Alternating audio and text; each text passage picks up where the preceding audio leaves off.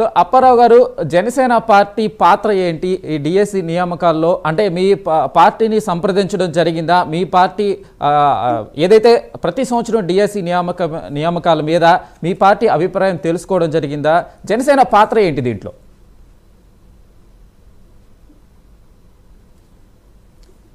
Sir మ్యూట్లో ఉన్నారు, voice మ్యూట్లో ఉందండి మీది.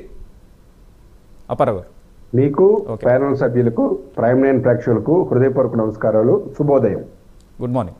సపరేట్ గా సంప్రదించడం అనేది ఉండదండి. ఎందుకంటే కూటమి ప్రభుత్వం ప్రజలు ఎన్నో ఆశలతో ఒక త్రిమూర్తులుగా, అంటే ఒక నరేంద్ర మోడీ గారిని, ఎంతో దార్శకత ఉన్న చంద్రబాబు గారిని, నిజాయితీ గల పవన్ కళ్యాణ్ గారిని ఒక త్రిమూర్తులుగా చూసి ఆంధ్రప్రదేశ్ ప్రజలు 164 సీట్లు ఇచ్చారు. సో వీళ్ళు సపరేట్గా మళ్ళీ జనసేన పార్టీకి ఇంటర్నల్గా డెఫినెట్గా వాళ్ళ క్యాబినెట్లో మాట్లాడుకుంటారు. పవన్ కళ్యాణ్ గారితో డెఫినెట్గా మాట్లాడతారు చంద్రబాబు గారు. సో 3 పార్టీలు కలిసే ఉంటాయండి. 3 పార్టీలు కలిసే ఏ నిర్ణయం అయినా కానీ.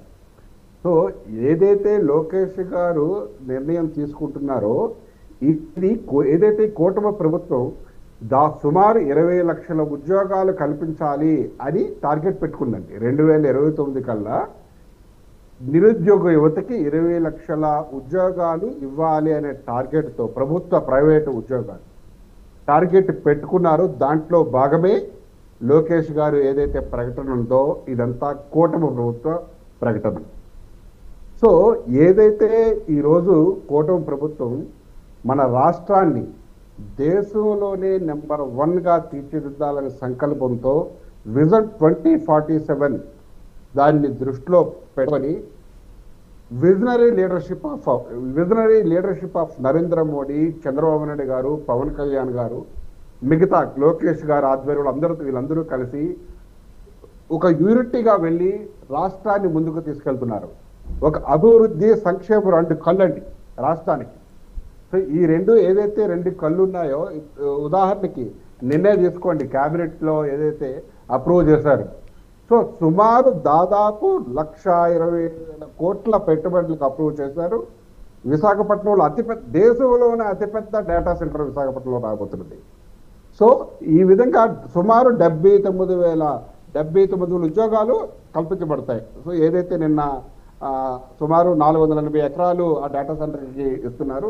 సో ఇదంతా ఇంట్లో 20 లక్షలు ఏదైతే ఉద్యోగాలు కల్పించడం కోసం హామీ ఇచ్చిందో కూటమి ప్రభుత్వం, దీంట్లో భాగమేనండి ఇవన్నీ. డిఎస్సి కానివ్వండి. సో డిఎస్సి 150 రోజుల్లో డిఎస్సిని సమర్థవంతంగా పూర్తి చేయడం మీరు ఇన్ని సంవత్సరాల్లో ఎప్పుడైనా చూసారా?